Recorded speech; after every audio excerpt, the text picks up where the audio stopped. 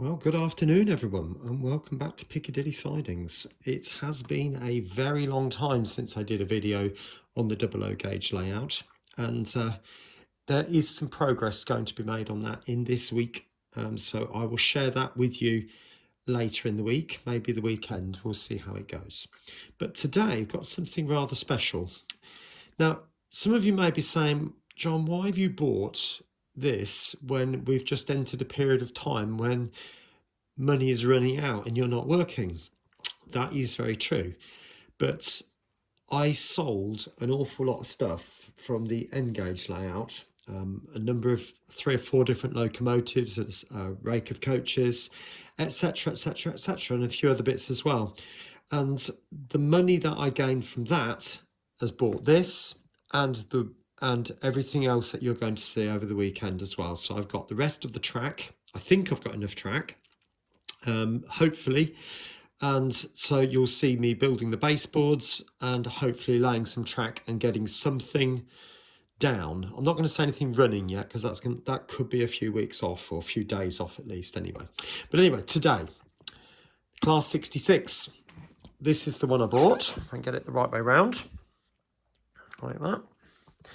And what I'm going to do with this review is I'm going to look at a number of different aspects. So what I'm going to do is I'm going to look, first of all, I'm going to look at the packaging.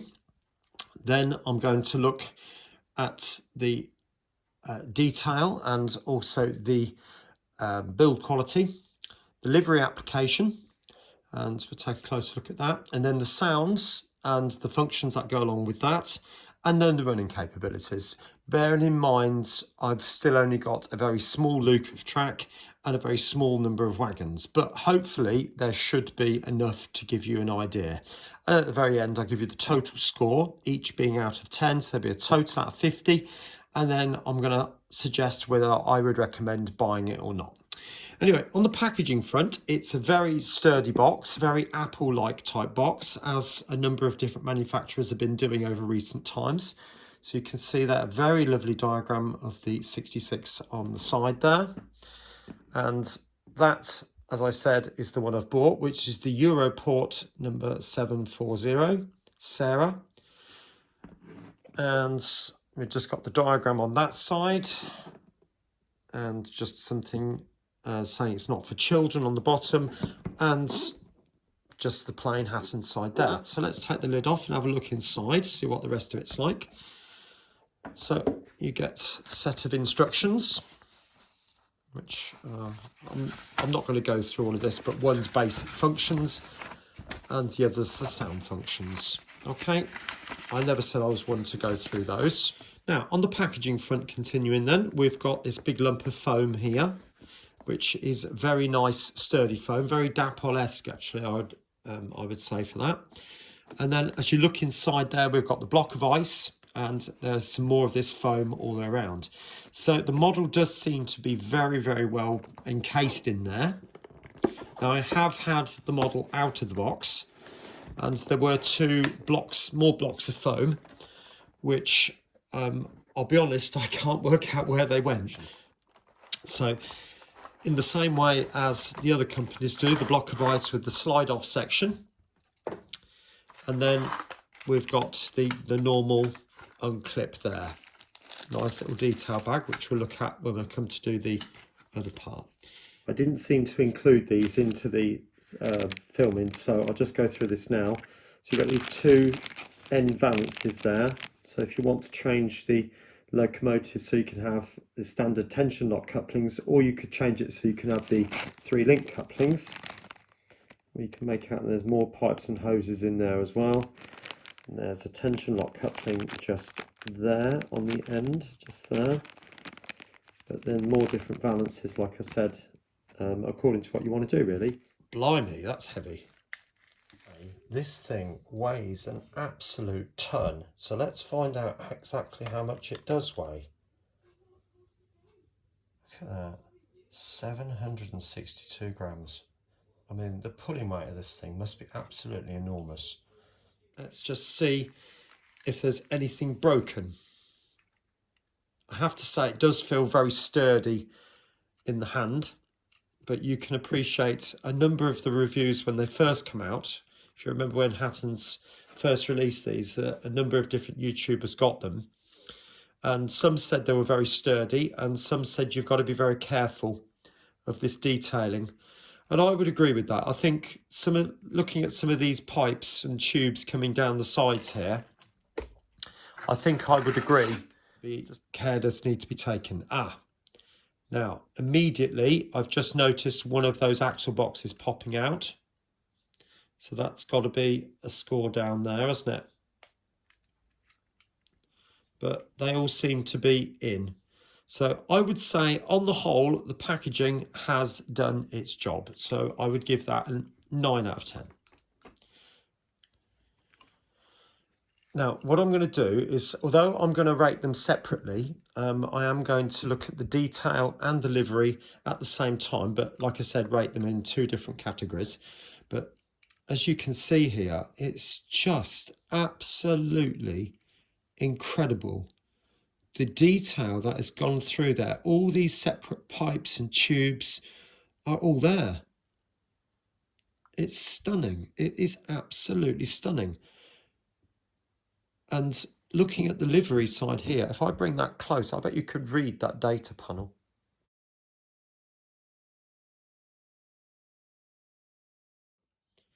And then going along the side here, that is an etched grille, as you probably would expect in 00 gauge.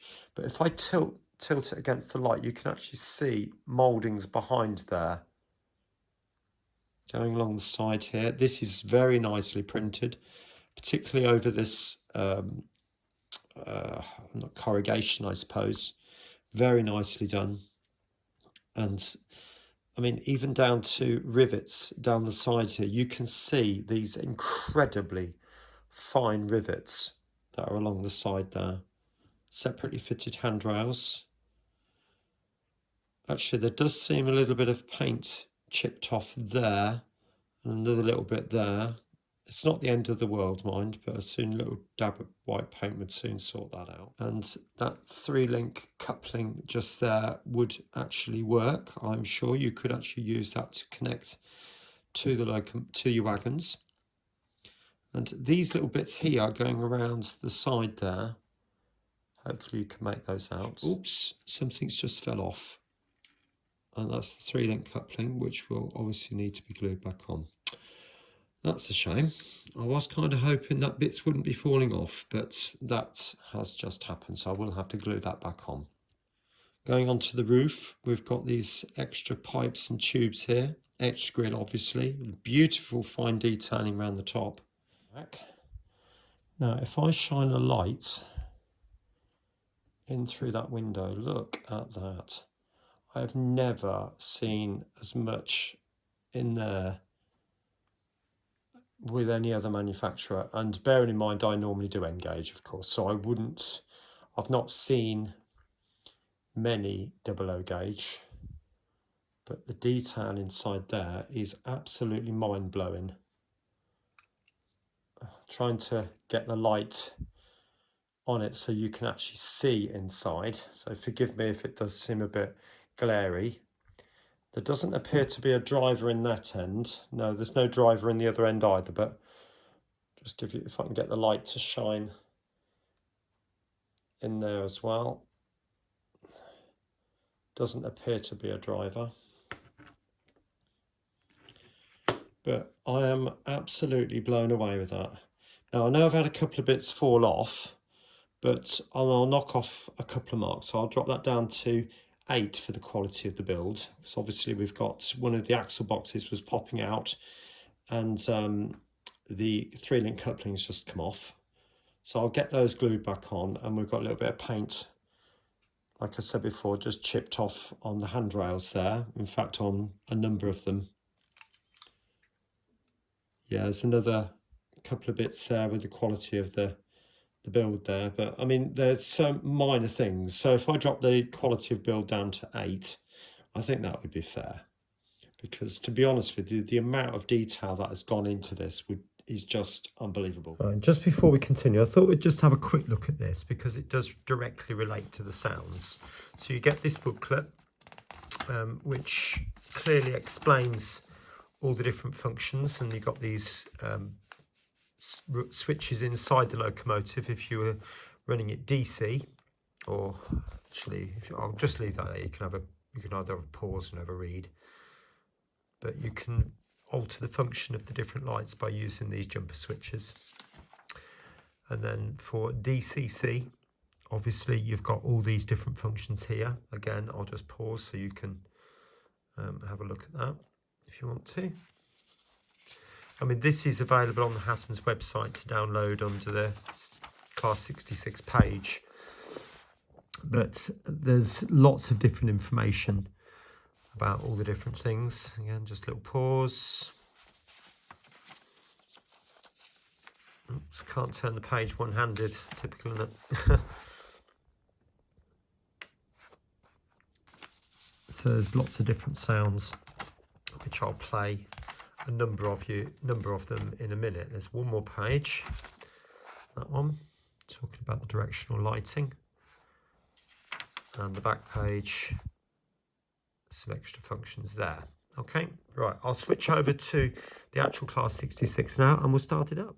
Now, like I said, I've had a little play with this, and if you've not heard it, you are in for an absolute surprise, because I have never heard anything remotely like this.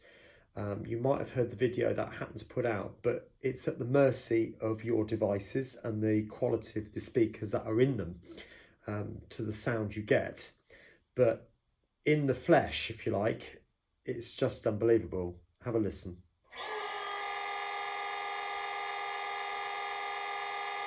It is quite a long startup procedure, and this must go on for at least 20, maybe even 30 seconds. But I suppose the real thing does, doesn't it?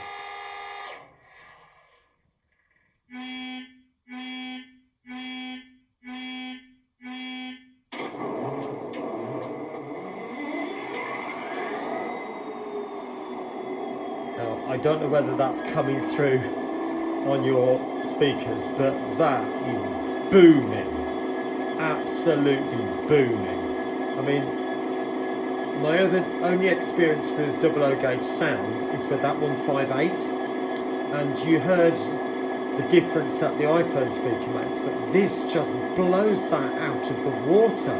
This is just in another league completely. Anyway, we'll go through the sounds. So number 2, you've got a high horn, and that's just a quick blow. So sorry if that was too loud. Be warned, there's a low horn. So, and again, that is booming. Now, number 4, we've got a buffering and coupling hook. Now, I understand from Lego Bifferman, if I press that again, I get a different sound. Yeah.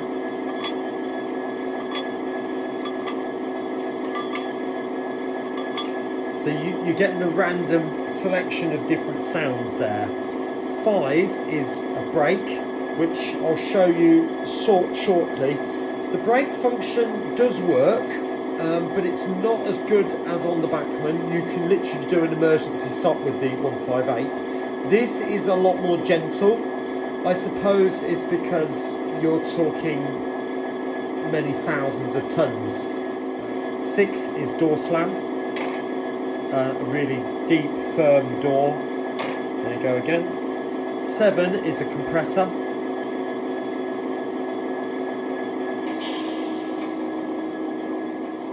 8 is the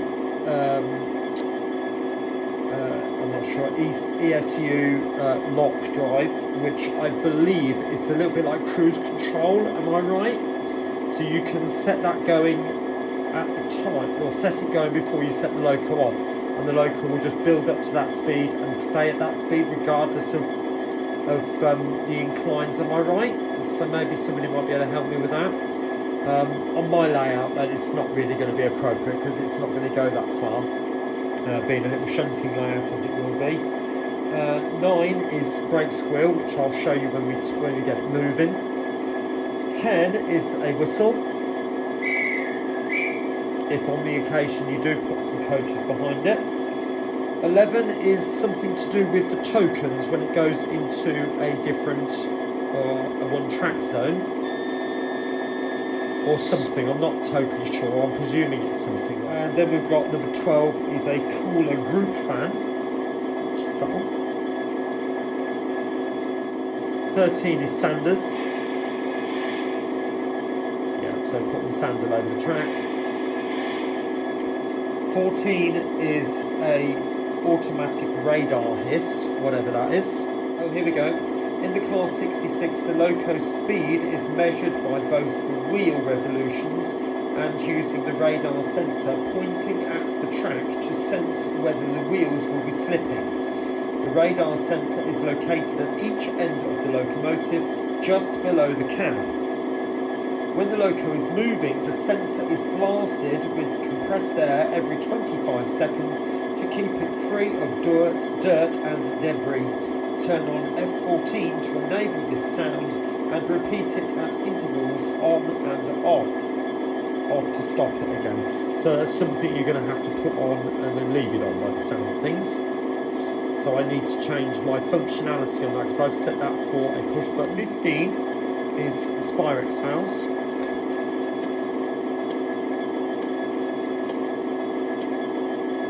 You can hear that little clicking sound there, that's the Spyrex valves. And off again. And 16 is an automatic compressor speed up. Now I'm not totally sure. Again, it might only work whilst it's moving, I'm not sure about that one. 17 is wipers, windscreen wipers.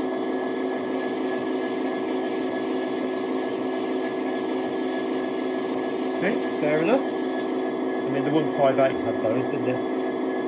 18 is detonators, I'm not sure it'll work with it still. No, but it just goes every now and again, just like detonators do. And number 20 or 19 is a cab light, and that does work in the direction of travel, so it flicks to the other end. You can just about make that out now, can't you? So flick that back to this end, and that's in the direction of travel. Number 20 is train mode, and that is this one. Now what that does is it turns the lights on at one end, and the red lights on. It's only the white and red lights on if the loco is running light engine. Then the next one, 21, is park mode. So train mode off, and you can see red at that end, and again excuse the tripod, and red at that end. I'm sorry it's very shaky, it is very difficult to hold an iPad in one hand and film at the same time, so forgive me for that. 21 is night running mode, so the lights on there and a little bit there. If I flip the night mode on, it just like the 158 does, night and day mode. 27, last but one, is a battery isolator switch or switch close and cab startup. Yeah, and again.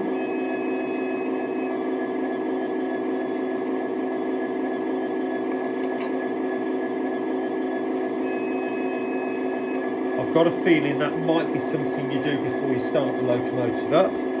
And then the very last one, I think again it's something that you do after the engines have been switched off. Yeah, it's the shutting of the door, isn't it? That sort of thing. Okay, let's get her moving.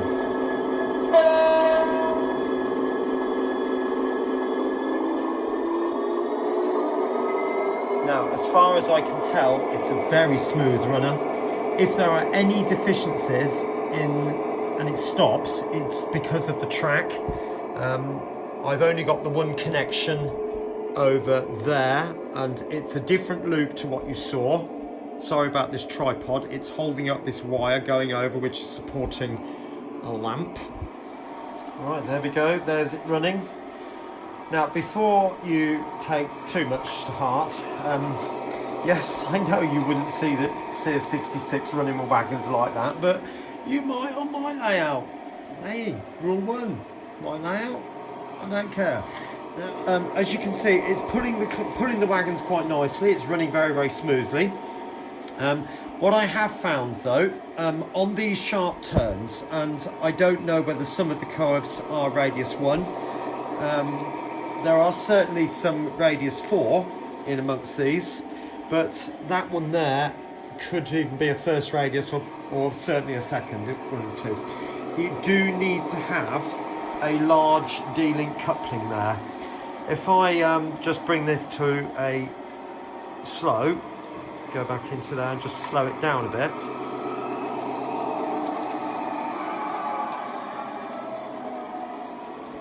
Now, what was happening is, as it goes around a sharp corner, the new narrow style tension lock coupling, the spring in the 66 was literally just pulling the wagons off the track. So it would be better really if it was a straighter track. Now, my new layout is going to be as straight as I possibly can make it. I'm using long radius points, but you can see there, I'm using this old Palathorpe wagon back from the 1980s, and it has remained coupled, but look at the 66 coupling, it's sticking right out here. Now, there is a lot of flex in the coupling hook, more than I've seen in any of the other brands. Now, again, my experience of 00 is limited, way back in the 1980s and what I've seen recently, but that coupling hook literally does a swing of almost 70-80 degrees. It really does flop about like no tomorrow. And you can look inside there, and the other coupling hook has come off, so it's literally just being pulled by one coupling hook. So the straighter the track with this, the better, I think. That is a very, very strong spring. Actually, if I just look, see that coupling hook there? That is a big swing on that. And whilst that be useful in circumstances like this, it will work on second radius, that's what they advertise, but I personally wouldn't advise it. There's a big well, I had to switch this wagon. Oops, I'll leave it, I'm not going to get it on, am I? I had some of these newer wagons, this type of thing with the very narrow coupling hook up here, and every single one, I tried it with 4 of them, and every one, the 66 pulled it off the track going around the sharp corners. So it's up to you, try it, but that's one thing I've found. So I'm going to knock a point off in the running quality, because it says it will go around second radius curves, and it does, but it's designed to pull a train, and if it's going to pull the train off the track, that's not that great if it's going to derail every time. Okay, so I'll tot up all those scores, and I'll come back in a minute and show you the results. Right, so as you can see there, I've given, these are all out of 10, so I've given packaging 10 out of 10. Purely because it's a very sturdy box, Apple-like type box with lots of very, very rich foam inside there. Block of ice, perfect, can't argue with that. Now, the quality of build, this is probably where things do go awry a little bit, because if you remember, I had one of the axle boxes coming out. There were some chipped handrails, and also the coupling hook fell off as well, so that's not great. Thirdly, the livery application, 10 out of 10 there, it's perfect. I cannot see any flaws in it whatsoever. Even over the ridged body sides, it's absolutely spot on. Perfect job, well done for that, Hattons. And the sound functions or sound files and the functions, again, absolutely brilliant, no problems whatsoever. The only thing I am going to give it a 9 is because the brake does take a very long time to slow and stop the train, and it might have been better to have that sorted out the box. It's possibly an alteration of a CV. I mean, it could be CV4, I might try that and bring that down a little bit, but I'm not entirely sure. If I do that, I perhaps think it might just stop a bit quicker on the slider, and that's not quite what I'm after. So if anybody knows how to cause the brakes to slow down a bit quicker, then do say. I might give Hattons a ring on that one. And finally, on the running capabilities, it is a very smooth and capable locomotive. It pulls off very realistically, it slows down very realistically, and I can't fault it. It stays on the track. I've not had any issues with the 66 derailing. However, with the at least second radius curves, I would suggest that you either have a very large D-link coupling on the first wagon, or you weight it down if you are using the newer style wagons with the narrower tension lock couplings. It's because I found that the newer style, the 66, pulls them off the track because the coupling has got such a very strong spring in it that it does not go round the corner very easily. So the wagons need to be either very heavy, or you need to have that large D-link coupling there. So it might be worth just experimenting with a few weights. All right, I hope you found that useful. So if you want one of these, I suggest you get yourself off to Hattons and see what they've got. I know the sound fitted versions probably might be in a little bit more limited supply, but I believe they have the DC ready and DCC ready and DCC fitted versions available, I think. But you'll just have to go and talk to them about it. But I think it's a fantastic buy. Anyway, I'm going to leave it there, and I will come back to you at some point this week, maybe the weekend, maybe sooner, who knows. And I'll show you what I'm going to do with the layout. I'll speak to you soon.